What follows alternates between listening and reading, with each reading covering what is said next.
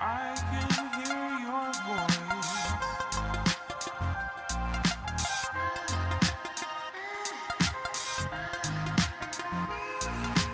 I can hear your voice.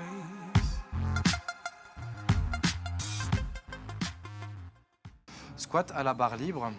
Donc ici, ce qu'on veut, c'est pouvoir réaliser un squat qui nous appartient. Ce que j'entends par là, c'est qu'il n'y a pas de squat parfait et il n'y a pas de squat avec tel et tel mouvement, position des pieds, position des genoux, position de hanche. C'est que chacun va squatter à sa manière.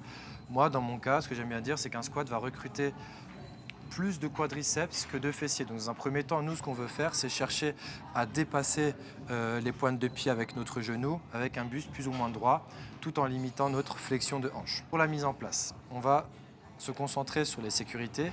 Si tu travailles seul et que tu n'as jamais fait le mouvement ou que tu décides de monter en charge pour réaliser un certain nombre de répétitions, n'hésite pas à mettre tes sécurités pour pouvoir te protéger. Ensuite, quelques prérequis articulaires pour le squat. Nous, ce qu'on veut, c'est avoir déjà une bonne flexion de hanche pour éviter que ça fasse de pincement à un certain moment du mouvement. On veut aussi une très bonne rotation externe d'épaule pour pouvoir placer la barre correctement et ne pas avoir de douleur au niveau des poignets. Parce que la barre au niveau d'un squat doit être posée soit sur le trapèze ou un peu au niveau de l'arrière d'épaule si on veut faire du high bar ou du low bar.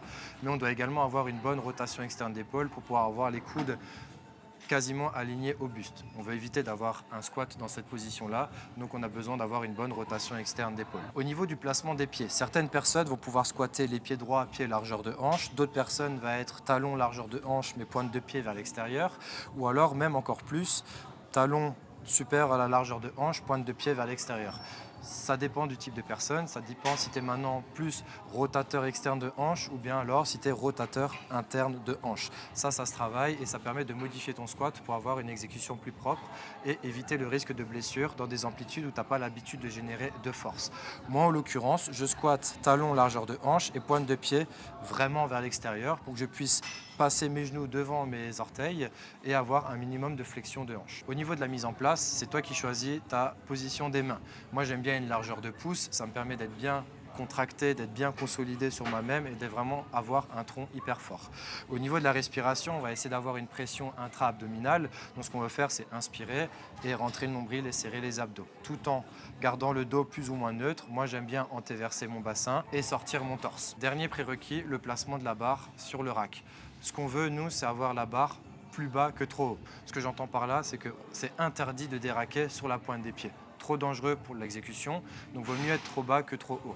Là, ici, en l'occurrence, ce que j'aurai, c'est que je vais pouvoir taper ma protection et pouvoir descendre ma barre pour raquer en toute sécurité. Au niveau de l'exécution, ça va donner ça. Je vais prendre ma largeur de main. Moi, j'aime bien la largeur de pouce. Je viens fermer les pouces, c'est hyper important. Je me place en dessous et je vais venir fixer mes trapèzes pour pouvoir donner de la matière à la barre pour qu'elle puisse se poser dessus. J'inspire. Je pousse et je recule. Là, je me suis mis en position. Je vais mettre mes pieds en place. Donc, je sais que j'ai talon largeur de hanche, pointe de pied vers l'extérieur. Je sors mon torse, je rentre le nombril, je serre les abdos, légère flexion de hanche et je creuse mon bas du dos. J'inspire, je contrôle ma descente sur 3 secondes. 1, 2, 3. Je vais chercher une amplitude complète.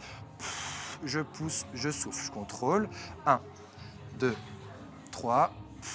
Je pousse, je souffle. Je contrôle ma descente. 1, 2, 3, je pousse, je souffle. Et une fois que j'ai terminé, je viens re-raquer en toute sécurité. Donc je tape les crochets et je repose tout doucement.